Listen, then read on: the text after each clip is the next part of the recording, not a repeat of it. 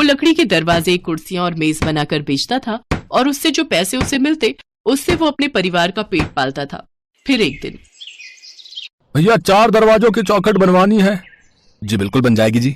कितने पैसे लोगे? पैसे तो तभी बता पाऊंगा जब चौखट का नाप लूंगा, और आप पहले ये बताएंगे कि किस लकड़ी की चौखटें बनवानी है आपको। अच्छा तो ठीक है, आप मेरे साथ मेरे घर चलो फिर। जी मैंने देख लिया, अब 15,000 में हो जाएगा सर। अरे बाप रे, ये तो बहुत महंगा है भाई। जी क्या करें, लकड़ी ही बहुत महंगी हो गई है। अच्छा तब तो रहने दो भाई, लकड़ी इतनी महंगी है तो मैं लोहे की ही चौखटें बनवा लूंगा, दीमक लगने की भी टेंशन खत्म। ग्राहक ने काम कराने से मना कर दिया था। अमर के साथ अक्सर ऐसा ही होता था। लोग अब प्लास्टिक और लोहे का सामान ज्यादा पसंद करने लगे थे। कुछ दिन बाद तो हालत ये हो गई कि अमर सारा दिन दुकान पर बैठा रहता, पर कमाई कुछ नहीं हो पा रही थी। हालांकि कुछ लोग अमर की दुकान पर आते जरूर थे, लेकिन बस एक बात पूछने के लिए। भैया ये रामपुर यहाँ से कितना दूर है? यहाँ से दाएं लेकर 5 किलोमीटर सीधे चले जाओ भैया। चले जाओ मतलब यहाँ कोई बस या ऑटो तो मिलेगा ना? ना जी, यहाँ तो ना तो बस चलती है और ना ही ऑटो। लोग अपनी मोटरसाइकिल या स्कूटर से आते जाते हैं, नहीं तो पैदल। अमर रोज दुकान पर आता, लेकिन पता पूछने वालों के अलावा उसके पास कोई नहीं फटकता था। एक दिन अमर का बचपन का दोस्त तेजपाल उसकी दुकान पर आया। अमर कैसा भाई? अरे वाह तेजपाल, आज भाई मैं ठीक हूँ, तू बता। बस भाई रामपुर जा रहा था तो सोचा तुझसे मिलता चलूं। तेजपाल एक मैकेनिक था। अमर और तेजपाल बचपन के दोस्त थे। और बता भाई, काम धंधा कैसा चल रहा है? अरे बढ़िया भाई, महीने में ठीक ठाक कमाई हो जाती है। ग्राहक आते ही रहते हैं तो बस इसलिए दुकान से निकल नहीं पाता हूँ। तू अपना बता। मेरे पास तो वक्त ही वक्त है यार, सारा दिन मक्खी मारता हूँ, कोई नहीं आता। बस दिन भर रामपुर का रास्ता पूछने वाले आते रहते हैं। क्यों, ग्राहक क्यों नहीं आते? बस क्या बताऊं यार, एक तो मेरी दुकान बड़ी अलग थलग है, और दूसरा आजकल सभी लोग लोहे और वो प्लास्टिक का ही सामान खरीदते हैं। लकड़ी का बना किसी को कुछ नहीं चाहिए। कितनी कमाल की बात है ना, जिस लोहे से मेरा घर चलता है उसी लोहे ने तेरा काम बिगाड़ दिया यार। भाई लोहा तेरे लिए ही शुभ होगा, मेरे लिए तो अशुभ ही है। मेरी तो किस्मत में लकड़ी की तरह दीमक लग गई है यार। तो तू भी लोहे से दोस्ती क्यों नहीं कर लेता मेरे भाई? मतलब मैं कुछ समझा नहीं, लोहार का काम सीखूं क्या अब? अबे बैल बुद्धि है, पहले पूरी बात तो सुन ले। तो बताना। देख, यहाँ से बहुत से लोग रोज रामपुर जाते हैं कि नहीं जाते? हाँ, और रास्ता मुझसे ही पूछते हैं भाई। हाँ तो पगले, लोगों की समस्या देखकर तेरे दिमाग में ये आइडिया कैसे नहीं आया? कौन सा आइडिया भाई?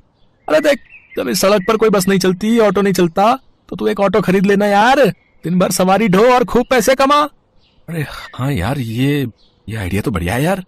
हाँ भाई, तेरी लकड़ी की तरह तेरे दिमाग में भी दीमक लग गई है भाई। तेजपाल की इस बात पर दोनों दोस्त जोर जोर से हंसने लगे। तेजपाल वहां से चला गया, लेकिन जाते जाते वो अमर को एक शानदार आइडिया दे गया था। अमर मन ही मन अपने दोस्त को ढेर सारी दुआएं दे रहा था, लेकिन सवाल ये था कि पहले ही कड़की में चल रहा अमर ऑटो रिक्शा खरीदने के लिए पैसे कहां से लाए। अब अमर को तेजपाल का ही सहारा था। अगले दिन वो तेजपाल की दुकान पर पहुंचा। अरे अमर, तू आजा भाई, क्या हुआ, सब ठीक है? हाँ यार सब ठीक। कल तूने जो आइडिया दिया था ना यार, कसम से कमाल का आइडिया यार वो। पर एक दिक्कत है यार भाई, तेरी थोड़ी मदद चाहिए। हाँ हाँ बोलना यार, तुझे तो पता ही है मेरी हालत क्या चल रही है। मेरे पास ऑटो खरीदने के लिए पैसे बिल्कुल नहीं है यार। तो तू क्या कुछ... भाई मैं बहुत शर्मिंदा हूँ यार, दरअसल मैंने पिछले महीने ही एक प्लॉट खरीदा है, तो सारी बचत के पैसे वहां लगा दिए। फिलहाल तो बस महीने के खर्च लायक ही पैसे हैं मेरे पास भाई। ओहो, कोई बात नहीं भाई, मैं कुछ और जुगाड़ करता हूँ। अमर वहां से मायूस होकर जाने लगा। तेजपाल को भी बुरा लग रहा था कि वो अमर की कोई मदद नहीं कर पा रहा था, लेकिन तभी तेजपाल को एक और आइडिया आया। ओए अमर, एक मिनट रुक, सुन जरा, सुन तो। हाँ भाई बता। भाई तेज दिमाग तेजपाल को एक और आइडिया आया यार। तेरे पिताजी के पास एक स्कूटर था ना, अरे वो कहाँ है अभी? अरे वो तो घर पर ही खड़ा है यार, एकदम कबाड़ हो गया है। अबे मैं हूं ना भाई, तू बस उसका इंजन खोल कर लिया, और फिर हम किसी लोहार की मदद से एक जुगाड़ वाली गाड़ी बनाएंगे जिसमें उस स्कूटर का इंजन लगाएंगे। तेजपाल ने अमर को एक बार फिर कमाल का आइडिया दिया था, लेकिन दिक्कत ये थी कि लोहार से जुगाड़ गाड़ी बनवाने के लिए भी काफी पैसे चाहिए थे, जो अमर के पास थे नहीं। वो अपनी दुकान पर बैठा इसी सवाल का जवाब खोज ही रहा था, और इस बार अमर के मन में एक आइडिया आया। अगर लोहे का ऑटो नहीं बन सकता तो क्या हुआ, मेरे पास लकड़ी है, वो भी ढेर सारी। हाँ, मैं लकड़ी का ऑटो बनाऊंगा। अमर ने फौरन आरी और हथौड़ा उठाया और उसी वक्त लकड़ी से ऑटो बनाने में लग गया। कई दिन बीत गए। अमर को ऐसी धुन चढ़ी कि वो दिन रात बस लकड़ी का ऑटो बनाने में जुट गया, और फिर कड़ी मेहनत और लगन के बाद आखिरकार उसका लकड़ी का शानदार ऑटो रिक्शा तैयार हो ही गया। ओ भाई यार, क्या शानदार चीज बनाई यार भाई, तूने मान गया यार भाई, बहुत बढ़िया यार, बहुत ही मजबूत लग रहा है यार ये तो। और चल यार अब इसे मुझे सौंप दे भाई, आगे का काम मेरा भाई। अमर ने अपना काम कर दिया था और अब तेजपाल को उस लकड़ी के ऑटो में इंजन और बाकी का जरूरी सामान फिट करना था। कुछ ही दिनों में ये काम भी हो गया। ले भाई तेरा ऑटो तैयार है, चल आजा स्टार्ट करके देख। दोनों दोस्तों ने मिलकर कमाल कर दिखाया। लकड़ी का ऑटो न सिर्फ बनकर तैयार था बल्कि पूरी रफ्तार से दौड़ भी रहा था। अगले ही दिन से अमर ने रामपुर के लिए ऑटो चलाना शुरू कर दिया। हर कोई जब लकड़ी का ऑटो देखता तो उसकी खूब तारीफ करता और उस ऑटो के साथ तस्वीर खिंचवाता। पहले ही दिन से अमर की अच्छी खासी कमाई होने लगी। धीरे धीरे सोशल मीडिया पर उसका खास लकड़ी का ऑटो वायरल हो गया। और फिर एक दिन, ये लकड़ी का ऑटो आपका है क्या? हाँ जी हमारा है, बताइए। मैं दिल्ली से आया हूँ। दिल्ली में मैं एक अम्यूजमेंट पार्क में मैनेजर हूँ। मैंने सोशल मीडिया पर आपका ये लकड़ी का ऑटो देखा था। मैं इसे खरीदना चाहता हूँ ताकि हमारे पार्क में आने वाले लोग भी इसे देख सकें और इसकी सवारी का मजा ले सकें। आप जो भी कीमत बोलेंगे मैं देने को तैयार हूँ इस खास ऑटो के बदले। अच्छा अगर ऐसी बात है तो फिर 5 लाख? हाँ इतने तो मिलने ही चाहिए इस ऑटो के भाई, बड़ी मेहनत लगी है इसे बनाने में। जरूर, क्यों नहीं, रुकिए मैं अभी आपको 5 लाख का चेक काट कर देता हूँ। मैनेजर ने 5 लाख रुपए का चेक काट कर अमर को थमा दिया और ये देखकर अमर और तेजपाल हैरान रह गए। तेजपाल ने तो 5 लाख की बात बस ऐसे ही कह दी थी, लेकिन वो आदमी जब 5 लाख देने को तैयार हो गया तो उन दोनों को हैरानी भी हुई और खुशी भी। उनकी मेहनत की बहुत अच्छी कीमत उन्हें मिल रही थी। सौदा तय हो गया और अमर का लकड़ी का ऑटो अब दिल्ली जाने के लिए तैयार था। और फिर सुनिए, अगर आप ऐसे 2-3 ऑटो और बना दे तो हम वो भी खरीद लेंगे, इनकी दिल्ली में काफी डिमांड है। उस मैनेजर की बात सुनकर तेजपाल और अमर की आंखों में चमक आ गई। वो समझ चुके थे कि अब आगे उन्हें क्या करना है। कमाई बढ़िया तो पहले ही हो चुकी थी, लेकिन अब सपनों को सच कर दिखाने का वक्त था। बबलू एक गरीब बच्चा था। उसके माता पिता दोनों मजदूर थे और रोजाना की मजदूरी करके ही उनका घर चलता था। बबलू जब अपने दोस्तों को बढ़िया बढ़िया खाते पीते और मजे करते देखता तो वो बहुत दुखी होता। ये देख बबलू, मेरे बापू मेरे लिए आइसक्रीम लाए हैं। मेरे चाचा ने शहर से हमारे लिए नया फ्रिज भेजा। इसमें हम ठंडा पानी, आइसक्रीम, ठंडी ठंडी चीजें सबके मजे ले सकते हैं। अच्छा राजू, क्या मैं एक बार तुम्हारे फ्रिज को हाथ लगा सकता हूँ? नहीं नहीं बबलू, तेरे हाथ लगाने से हमारा फ्रिज खराब हो जाएगा, फिर माँ बापू मुझे डांटेंगे। नहीं, अब तू जा, कहीं माँ बापू आ गए तो मेरी डांट पड़ेगी। बबलू उदास मन से घर आ जाता है। माँ बापू, मेरे सब दोस्तों के घर फ्रिज है, मुझे भी फ्रिज लेना है। बेटा, हम लोग बहुत गरीब हैं, हमारे पास तो गुजारे लायक ही पैसे हो पाते हैं। बबलू बेटा, तुम तो जानते हो तुम्हारी माँ और मैं मजदूरी करके बड़ी मुश्किल से पैसे जोड़ पाते हैं। फ्रिज तो बहुत महंगा आता है, वो खरीद कर देना हमारे लिए बहुत मुश्किल है। कहते कहते बबलू के माता पिता की आंखों में आंसू आ जाते हैं। माँ बापू आप रो मत, मुझे फ्रिज नहीं चाहिए। बबलू ने अपने माता पिता को कह तो दिया, पर उसका ध्यान अभी भी फ्रिज की तरफ ही था। अगले दिन बबलू घर से दूर एक मैदान में अपने दोस्तों के साथ बैट बॉल खेल रहा था। तभी गेंद दूर बबलू के हाथ से दूर चली जाती है। अरे यार, गेंद तो उधर पुराने खंडहर में चली गई। बबलू, तूने ही गेंद फेंकी है, अब तू ही लेकर आएगा। पर उस खंडहर में तो जाना मना है, मेरी माँ कहती है वहां भूत और चुड़ैल रहते हैं। कुछ भी हो, गेंद तो बबलू को हिलानी पड़ेगी। ठीक है, मैं अंदर जाकर ले आऊंगा, तुम बाहर तो खड़े हो जाओगे ना? हाँ हाँ चल, हम बाहर खड़े हैं, तू अंदर जाकर गेंद ले आ। बबलू घबराते हुए खंडहर के अंदर जाता है, पर तभी उसे किसी की आवाज आती है। वो रही गेंद, जल्दी से उठा लाता हूँ। मुझे बचाओ। अरे ये आवाज कहाँ से आ रही है? अरे ये तो कोई पुराना फ्रिज दिखाई पड़ता है, पर इसमें से किसी की आवाज आ रही है। कोई बचाओ मुझे बाहर निकालो, कोई मेरी मदद करो। बबलू जल्दी बाहर आ, नहीं तो हम चले जाएंगे। आ रहा हूँ, रुको, ये लोग चले जाएंगे। बबलू अपने दोस्तों के साथ घर वापस तो आ जाता है, पर उसका ध्यान अभी भी खंडहर में रखे फ्रिज की तरफ जा रहा था, जिसमें से आवाज आ रही। अगली सुबह वो अपने माँ बापू से बोला, माँ बापू, कल जब मैं अपने दोस्तों के साथ खेल रहा था। बबलू खंडहर वाली बात अपने माँ बापू को बताता है। सुनो जी, अगर बबलू की बात में जरा सी भी सच्चाई है तो हमें खंडहर में जाकर देखना चाहिए, क्या पता किसी की जान खतरे में हो। ठीक है भाग्यवान, अगर तुम कहती हो तो हम बबलू के साथ चलते हैं। चल बबलू बेटा। बबलू के माता पिता उसके साथ खंडहर में पहुंचते हैं। खंडहर में पहुंचकर वो देखते हैं वहां कोने में एक पुराना फ्रिज रखा है जो कि बाहर से बंद है। अचानक उन्हें भी वही आवाज फ्रिज में से सुनाई देने लगती है। कोई है, मुझे बचाओ, मैं यहाँ फंस गया हूँ, कोई मुझे बचाओ। अरे आवाज तो सचमुच इस फ्रिज के अंदर से ही आ रही है, पर यह फ्रिज तो बाहर से बंद है, अब इसे खोले कैसे? बापू, हम चाबी ढूंढते हैं, क्या पता इस फ्रिज में कोई चाबी लगी हुई हो तो यहाँ गिर गई हो। हाँ, हो सकता है, चलो ढूंढते हैं। बबलू और उसके माता पिता चाबी को ढूंढते हैं।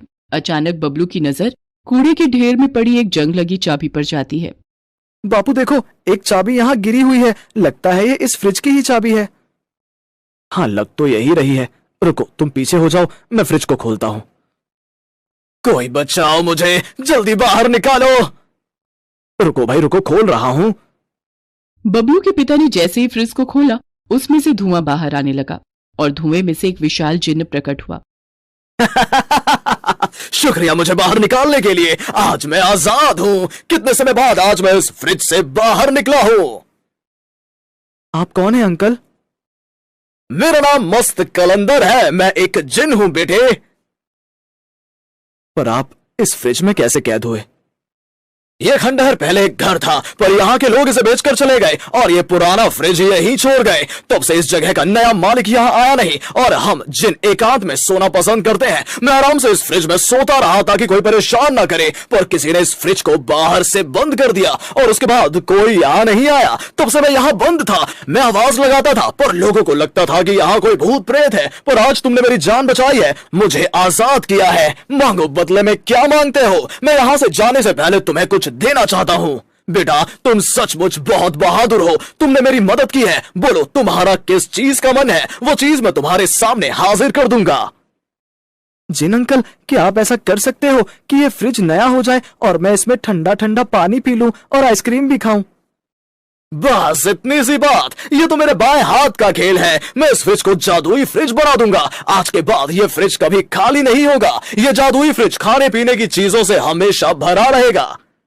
जिन्न हवा में अपना हाथ घुमाता है और पुराना फ्रिज एक बहुत ही चमकदार सुंदर जादुई फ्रिज में बदल जाता है। ये देखकर बबलू और उसके माता पिता बहुत खुश होते हैं। उसके बाद वो जिन्न वहां से गायब हो जाता है। बबलू अपने माता पिता के साथ उस जादुई फ्रिज को लेकर घर आ जाता है। जादुई फ्रिज तरह तरह की खाने पीने की चीजों से भर जाता है। फल, सब्जी, मिठाइयाँ, पीने के लिए ठंडा पानी, जूस, केक, पेस्ट्री, चॉकलेट और भी बहुत सारी खाने पीने की चीजें जो आज तक बबलू ने कभी नहीं देखी थी। बबलू ठंडा ठंडा पानी पीता है। बापू, ये तो बहुत सारा सामान है और पानी भी देखो कितना ठंडा है। बापू, क्यों ना हम एक दुकान खोल लें जहां पर आप इस फ्रिज में रखा सामान बेचकर अपनी कमाई भी कर सकते हो। हमारा बबलू कितना समझदार हो गया है। ये तो तूने बहुत समझदारी की बात कही बेटा। हम कल ही एक दुकान किराए पर ले लेते हैं और फिर इस सामान को बेचकर जो भी कमाई होगी हम उससे किराया भी दे पाएंगे। और साथ ही साथ तुम्हें पढ़ाई भी करनी है बबलू बेटा, जो तुम्हारे लिए बहुत जरूरी है। माँ, तुम चिंता मत करो, अब मैं अपने जादुई फ्रिज में रखे फल, हरी सब्जियां खाकर और ठंडा दूध पीकर देखना कितने अच्छे नंबर से पास होकर दिखाऊंगा। बबलू की इस बात से उसके माता पिता दोनों मुस्कुरा देते हैं। अब तो बबलू के माता पिता ने अपनी एक दुकान खोली और मजदूरी का काम छोड़ दिया। वो दोनों मिलकर मेहनत करके दुकान चलाने लगे। साथ साथ उन्होंने और भी सामान खरीदकर बेचना शुरू कर दिया। उनका जादुई फ्रिज कभी भी खाली नहीं होता था। धीरे धीरे बबलू और उसके माता पिता के जीवन में जादुई फ्रिज के आने से ढेर सारी खुशियां पहुंचा। राजकुमार उसकी सुंदरता पर फिदा हो गया। उसने चांदनी से शादी करने की ठान ली थी। मुझे पता है राजकुमार, आप मेरी सारी शर्तें पूरी कर सकते हैं, परंतु अभी मैं शादी ही नहीं करना चाहती और आप मुझसे इसका कारण कभी ना पूछें। ठीक है, पर क्या हम दोस्त बन सकते हैं ना? उस दिन से राजकुमार और चांदनी दोस्त बन गए। चांदनी के माता पिता ने भी बाकी युवकों को मना कर दिया। वो अपनी बेटी को परेशान नहीं करना चाहते थे। तो उन्होंने देखा कि चांदनी खिड़की के पास बैठी थी और उसकी आंखों में आंसू थे। चांदनी बिटिया, क्या हुआ? तू उदास क्यों है? क्या हुआ मेरी बच्ची? क्या कोई बुरा सपना देखा? पिताजी, मुझे हर रात ये सपना आता है कि आसमान से कुछ लोग यहाँ आए हैं और मैं उनके साथ जा रही हूँ। और कल रात मैंने एक आवाज भी सुनी कि वो दिन आने वाला है जब मैं यहाँ से चली जाऊंगी। अगले 15 दिन बाद वो लोग मुझे लेने के लिए आएंगे। मुझे आपको छोड़ना पड़ेगा। चांदनी के माता पिता को ये बात सुनकर चिंता होने लगी। चिंता मत कर बेटी, तुझे यहाँ से कोई नहीं ले जाएगा। ये सिर्फ सपना है। उन्होंने तुरंत राजकुमार को संदेश भेजा और उनसे मदद मांगी। और चांदनी के घर के बाहर 2000 सिपाहियों को खड़ा कर दिया। उसकी रक्षा करने के लिए हर कोई तैयार था।